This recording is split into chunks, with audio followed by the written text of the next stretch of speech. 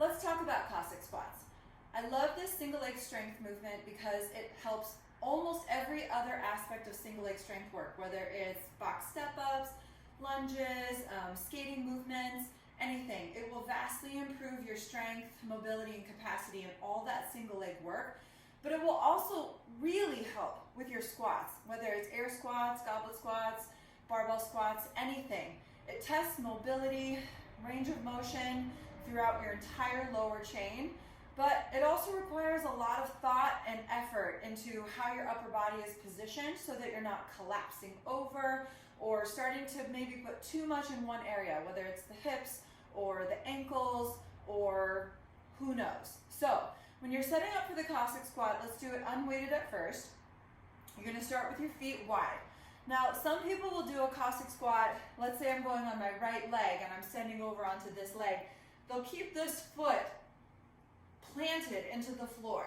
I would say most people that's unnecessary. What that's going to do is put a little bit more stress and stretch into this left ankle, and we're not trying to focus on that. For most people, the goal is going to be to work the leg that is taking your weight.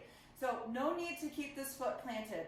If you feel like you've got the mobility to do it and it's not hindering you, go for it.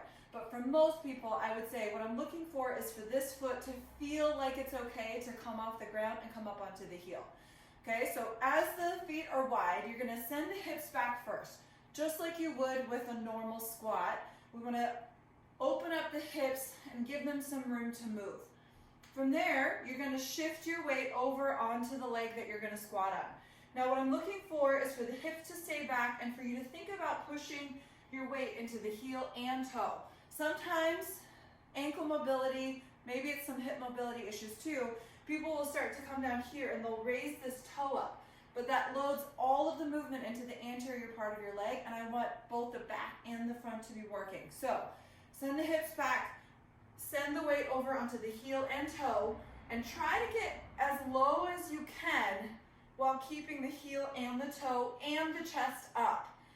What you can see over here is that I let my left toe come up off the ground, a little twist of the foot as well. Now as you stand up, just like you would with an air squat or with a lunge, you want to push off of the heel and the toe as the chest stays upright. Then switch and go to the other side. Same steps. Hips go back. I'm going to start shifting over onto the left side. Allow this right foot to come up. Just a little twist onto the heel. Chest stays up, fully balanced from heel to toe as I stand up. Now you can alternate sides, shifting the load, or you could stay on one side and do all the work and then rest. Doesn't really matter. There's a variation that I like to do to work on balance and also translate into skating, which is to step and then push off and come back to standing. This is very similar to the feel of skating, where it gives a lot of the same feelings, and it also helps work on the balance and the push-off that we need for skating. So you start at standing, step out, allow that foot to come up, press off that ground, come back to standing.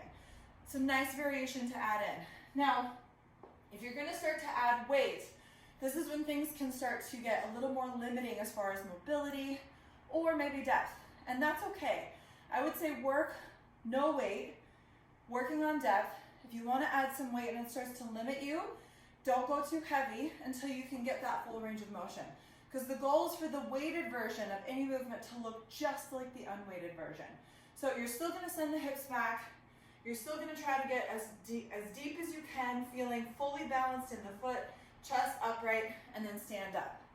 Goblet version is probably my preferred way to do weighted.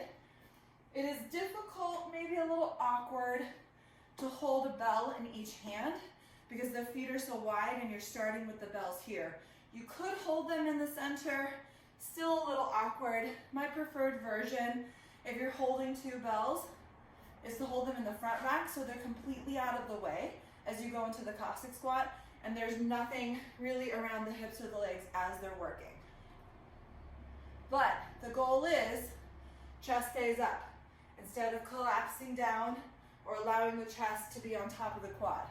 We want to keep everything just as upright as it would be for a normal air squat.